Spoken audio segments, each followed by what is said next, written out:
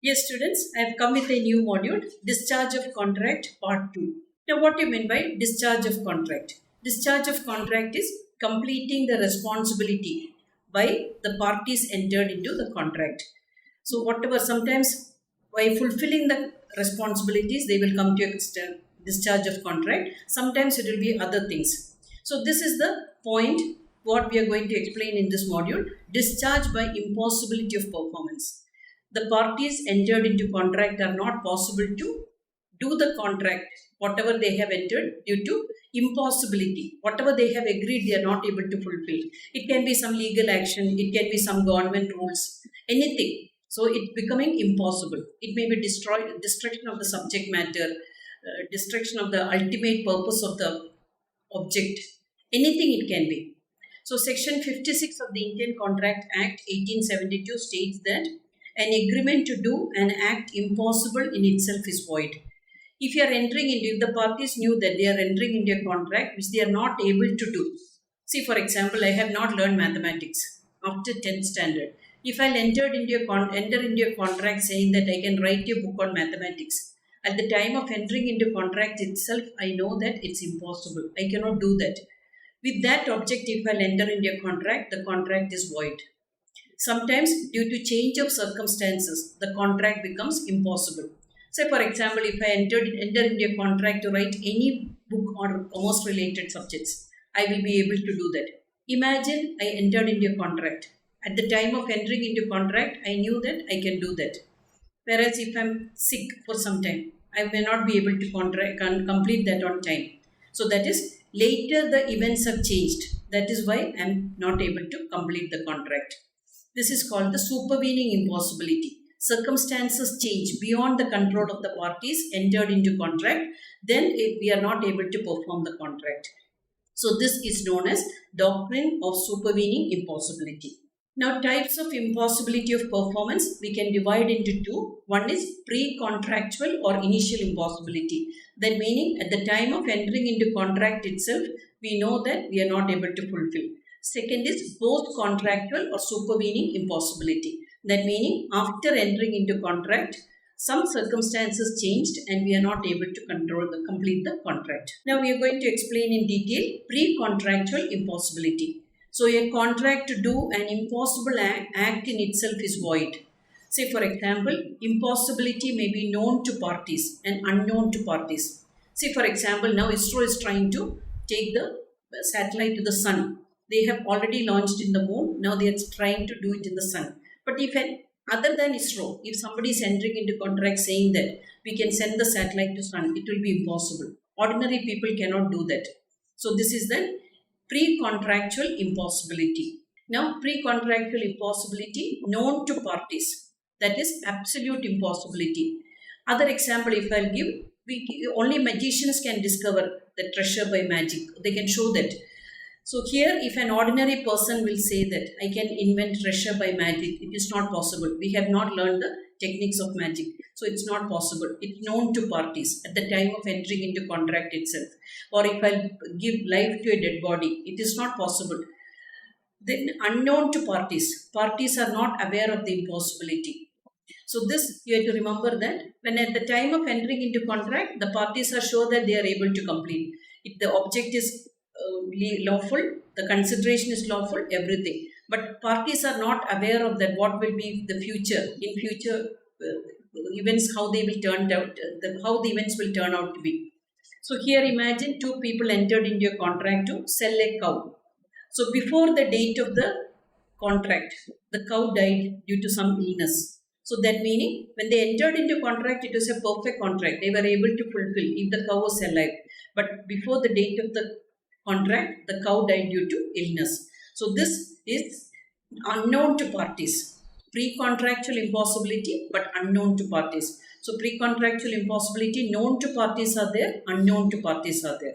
Post-contractual impossibility. This is impossibility arises subsequent to the formation of the contract. So after entering into contract, some events changed. So then we are not able to complete the contract. That is, contract becomes void. Sometimes it will be government intervention, change of rules, declaration of war, anything like that. Sometimes the contract itself is becoming impossible or unlawful. Say, for example, if you want to export things from a foreign country, immediately India and that country declared a war. That meaning it will not be possible. After entering into contract, the government is telling that the war is declared, so you have to stop all the transactions when the war is going on. So this is unlawful and impossible. So that is post-contractual impossibility. Post-contractual impossibility is not an excuse in the case of, you cannot just say that impossibility is not an excuse for non-performance.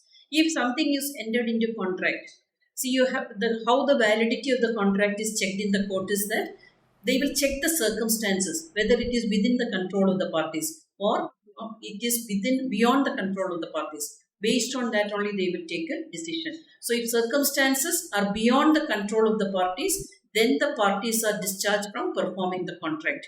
So when the circumstances are beyond the control of the parties, sometimes the subject matter itself is destroyed. Sometimes government will change the rules and regulations. Sometimes government will impose some ban, sale of liquor, they banned in the state, sale of cigarette, they banned in the state. So all this can be impossibility, reasons for impossibility, beyond the control of the parties. Just if we say that I entered into a contract for stitching a wedding gown, I have to do the embroidery. Later I am telling that I am not able to do that. My eyesight is getting affected. I don't want to do that. That impossibility is not an excuse for non-performance. If I have agreed, it's my duty to complete the contract. Now, conditions for subsequent impossibility. That means post-contractual impossibility, to consider the contract as void due to change of circumstances beyond the control of parties. What are the rules and regulations for that? Act has become impossible. Government has changed the rules or any ban on the contract entered into. I mentioned that sale of liquor or impossibilities beyond the control of the parties to the contract. Parties have no control. See the COVID declaration. Parties have no control. It's a government rule. Impossibility is not due to the act of the parties. See, COVID, it was not the act of anybody in the world. It was just like that. Government has declared that movement of things, movement of people, movement of goods, everything. So these are the beyond the control of the parties. Then they will agree that in that sense only. Now, cases where doctrine of supervening impossibility applies. One is destruction of subject matter. Destruction of subject matter. Say, for example, we are entering into a contract saying that this is what we want to do by entering into a contract. In the case Taylor versus Cladwell, music hall taken on rent for performance. But before the date of the contract, this music hall was destroyed by fire. Then the landlord filed the case for rent, collecting the rent. So here what happened is the court was of the opinion that the music hall itself was destroyed. So it is not possible to collect the rent. He was not able to perform. So it is not logical to ask for rent because destruction of the subject matter. Another case is Howell versus Copeland. This was for a contract to sell potatoes. We know that agricultural products, based on the crop, they will enter into contract. But finally, before the date of the contract, before the potatoes they were able to sell, the crop was completely destroyed. So then they were not able to sell anything. When Howell was fired for that, filed the case for collecting the money.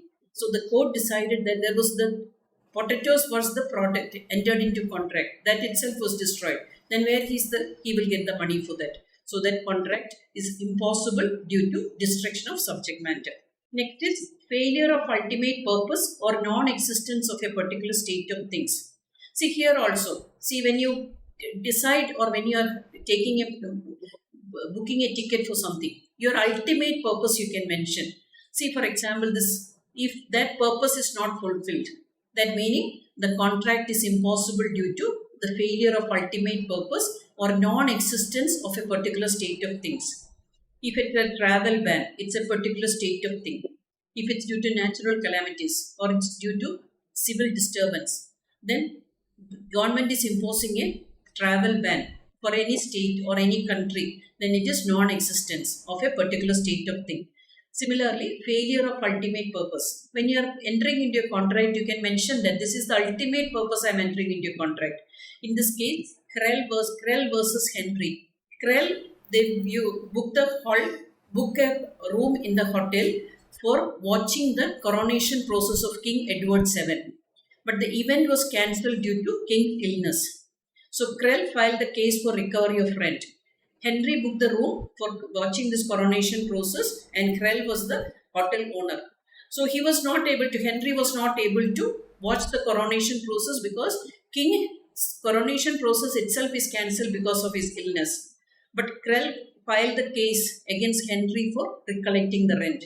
Actually, Krell could have sat in that room and he could have watched that, but there is no procession. Procession itself is cancelled. The program itself is cancelled. So Krell filed the case for recovery of rent, and court decision was that Henry need not pay the rent because the ultimate purpose itself is failed. There was no coronation process. The king and the palace only cancelled the coronation process due to illness of the king. Next is death or personal incapacity of the promisor. Robinson versus Davison. This happened in 1871. Davison was an eminent piano player, but he booked a concert. He entered into contract with Robinson. He is running a restaurant, and then he entered into contract for continuous series of plays. But what happened is he became sick. Then he was not able to perform.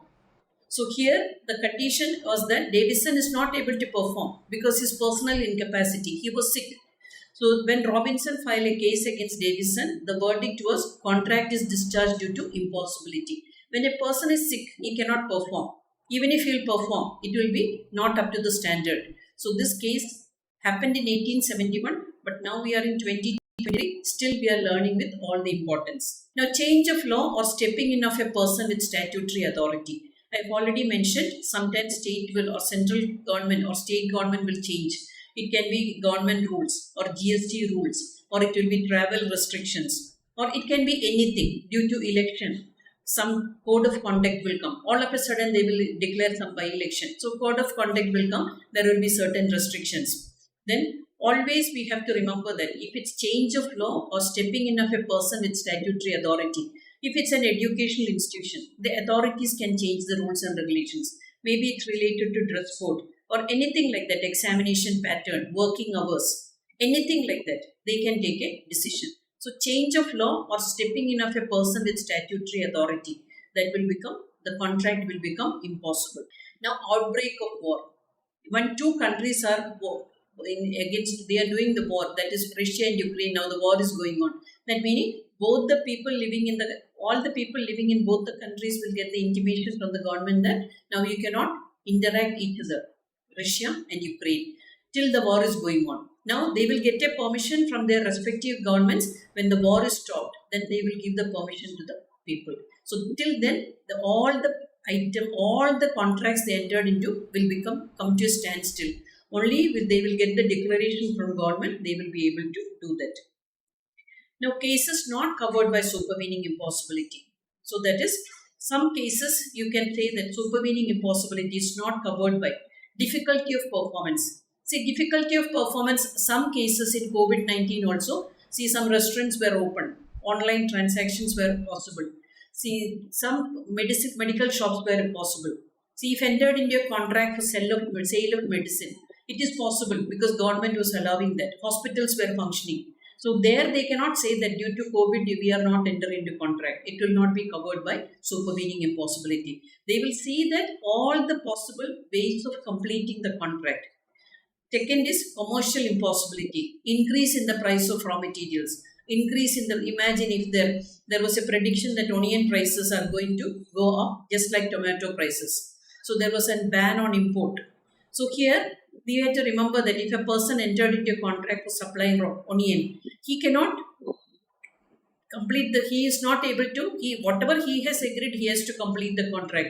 He cannot say that since the onion price is more, we are not able to supply that onion.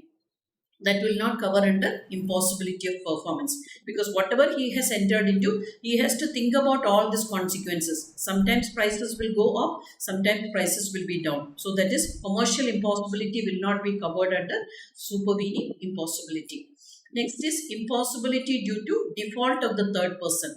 See, for example, if you are giving a wedding gown, The tailor will be stitching that. Embroidery is already always outsourced. So when the date for delivering the item to the party, the tailor cannot say that the embroidery person has not completed the work. It is his duty to see that he has to coordinate with the person who has agreed to do the embroidery and to deliver the item on time. So we cannot, impossibility due to the default of a third person will not be covered under supervening impossibility. Many companies now they outsource the work. So this will not be covered due to the default of the third person. Supervening impossibility will not be covered. Then strikes, lockouts and civil disturbances. Any state, any union territory, anywhere in the country, if there is a natural calamity, strike, lockout, civil disturbance, we cannot claim this as a impossibility for supervening impossibility. Whatever happens, it's your duty. Whatever you have agreed to complete, you have to complete. Now, failure of one of the objects. See, for example, if a person traveling to Delhi, he will have so many other objectives. He want to see that so many places of national importance, he will tell that. If one person, if his one idea, one object was to enter parliament, so due to security reasons, they are denying the permission. That meaning it's failure of only one of the object. But the other objects he can fulfill. That meaning this one objective it's not able to fulfill will not be covered under supervening impossibility. So this is what I wanted to explain. Discharge of contract by impossibility. We have learned that pre-contractual and post-contractual and its subdivisions. So happy learning. Thank you.